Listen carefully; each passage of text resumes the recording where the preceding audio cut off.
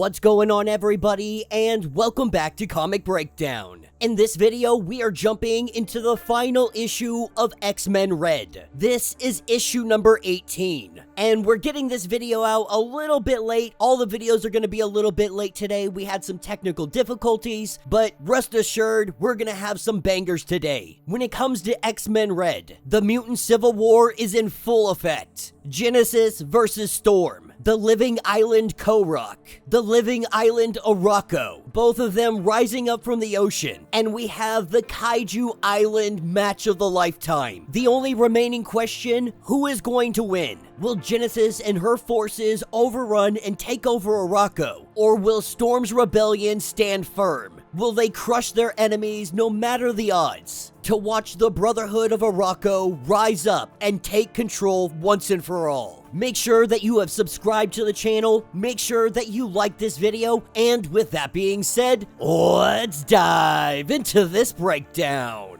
Alright gang, so as we dive into this issue, we are picking up with the battle full in effect. Genesis has brought the living island of Krakoa to life. As it rises up, it meets Korok on the battlefield, and the two living islands begin to exchange blows. While they battle, we have Apocalypse and the others. They are holding the circle, while the others would love to go face them on the battlefield. Apocalypse lets them know that their place is here. What Storm sparked, they sustain. A battle of life against life to decide what life means. With Storm approaching Genesis, Genesis is the first to strike. Vines coming out from the very earth beneath her feet. They grab hold of her and they wrap Storm up. But we quickly see that these vines are frozen and then shattered into little pieces. With Genesis making the first strike, Storm makes the second. As she hurls a bolt of lightning from the very heavens, the Annihilation Staff tells her to miss. And that's exactly what Storm does. But what the staff didn't know is that Storm wasn't aiming for Genesis. Storm was aiming for the staff. And so with Storm missing with her lightning bolt, instead of hitting the staff, it hits the sword Purity. With it released from her grasp, the sword is returned to where it belongs. This is what takes us over to the Morrowlands. John Ironfire has been decimating the ranks of White Sword, killing one of the last soldiers. He is telling White Sword that I am begging you to hear me out, that Genesis' cause is only her own.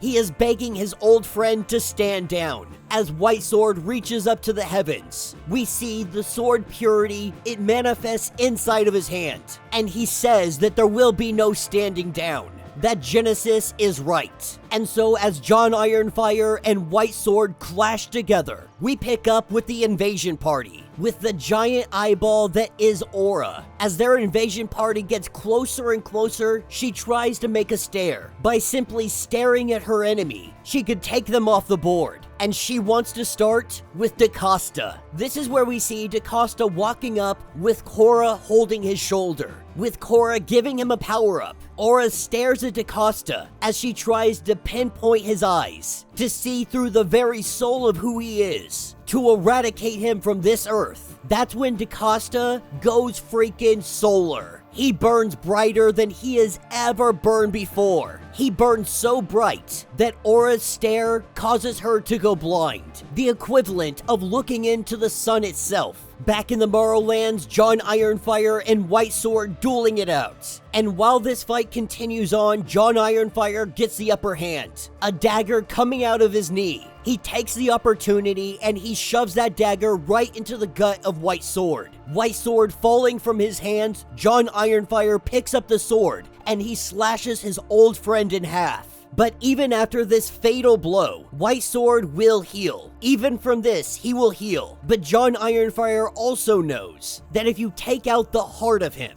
if you cut the heart in two, this will ensure that no healing ever takes place. If the sword is put through the heart, if he holds it there until it is finally over, White Sword would no longer exist. As we hop over to the battlefield, Aura, now blinded because of what happened with DaCosta, unable to do anything across the battlefield, trying to demand that everybody stops because she is the law. She is the law of the land and everyone must listen. But while making her way through the battlefield, this is where she runs into the Fisher King and Xylo. The Fisher King saying that once he had no weapon, and that is what defined him, but now he does have one. History is his weapon, and nobody survives it in the end. With the Fisher King reaching out and touching Aura, Xylo is transferred from the Fisher King to Aura herself. Now this is where we pick back up with Storm and Genesis. Storm cursing at Genesis, telling her, "Do you see what your war has caused us?" But the problem is, Genesis cannot see past anything. The Annihilation Staff has hold of her. It controls her. As we see Genesis knock Storm right out of the sky,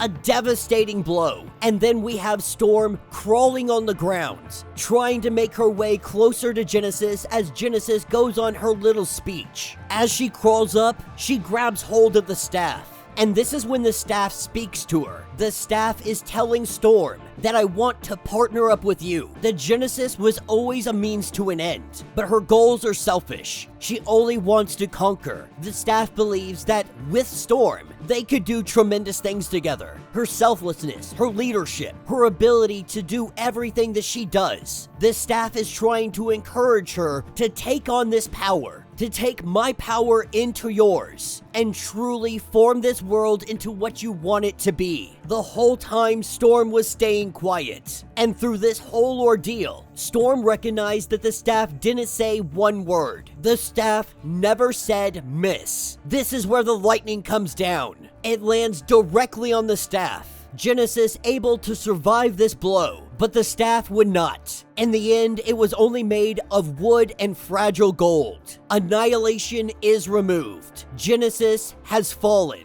Laktuka letting us know that this is over. And while some on the battlefield would still love to fight, this is where we have the arrival of Xylo, now going by the name of Xylora, a mixture of both mutants. They say that Storm has won. Annihilation is gone. The challenge was witnessed, and through Laktuka's eyes, Xylora also witnessed this. The war was fought on false law, on false history. This is the end, and none will defy the word. As they look across the battlefield, we see that the Fisher King had fallen. He knew that when he took on Xylo, this was an inevitable end regardless. It was a sacrifice that he had to make to win this war. As we pick up with John Ironfire, he waits for his old friend to rise back up. White Sword has been healed, and now that Annihilation is gone, he is thinking much clearer. But White Sword must ask, why didn't you do it? And he responds with, I trusted the storm.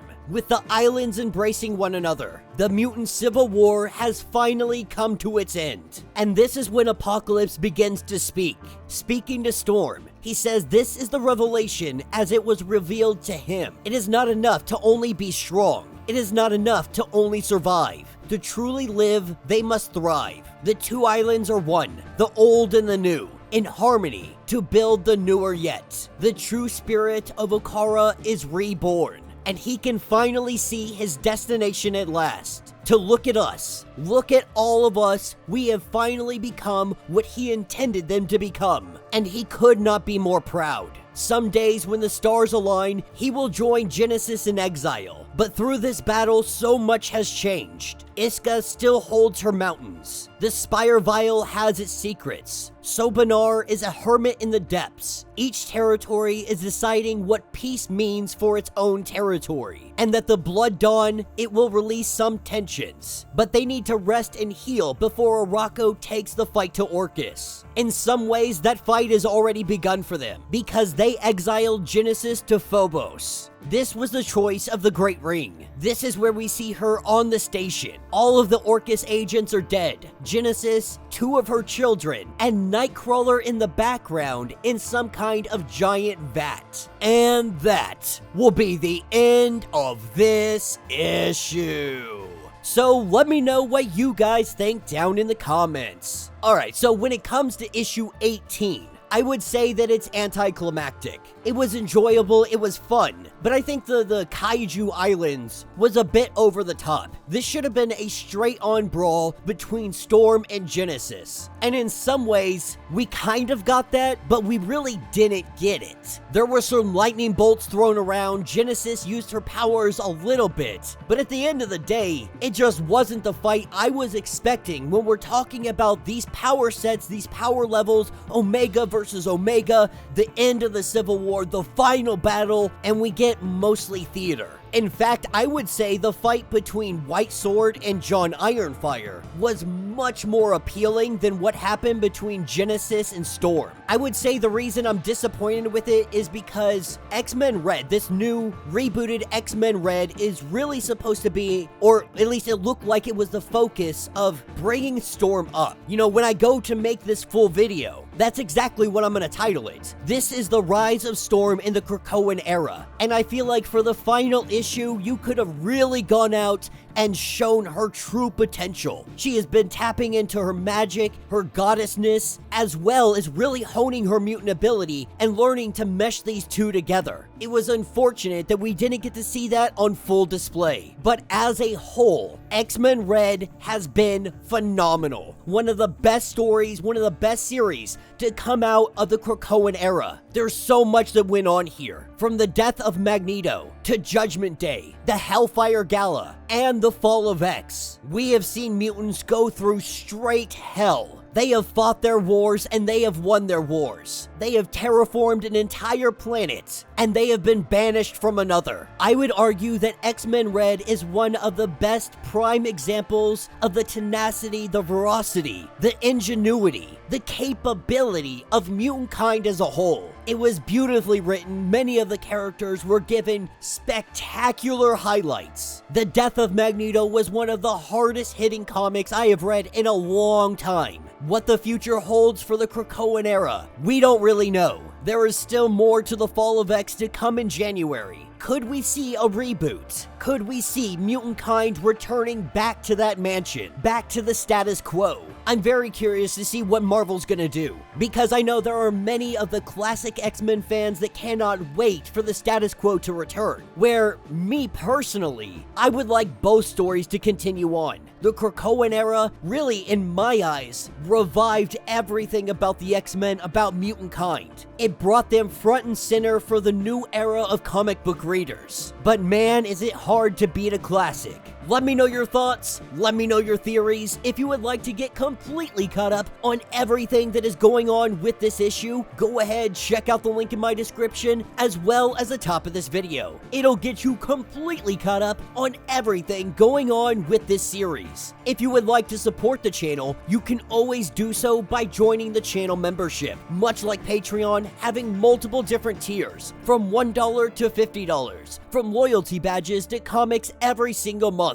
Not only are you helping out the channel tremendously, but you are getting tons of perks in the process. Now, if you're unable to do this, do me a favor, subscribe to the channel, like this video, hit that notification bell, and with that being said, until the next breakdown.